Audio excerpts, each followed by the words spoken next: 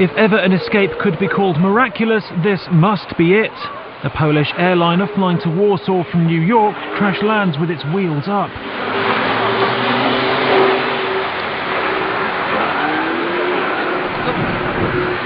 The LOT Airlines Boeing 767 spent an hour circling Warsaw Airport, whilst the crew desperately tried to get the wheels down following a technical fault. Eventually, with little fuel left, they had no choice but to try and land. Emergency crews cleared nearby areas and rushed to the scene.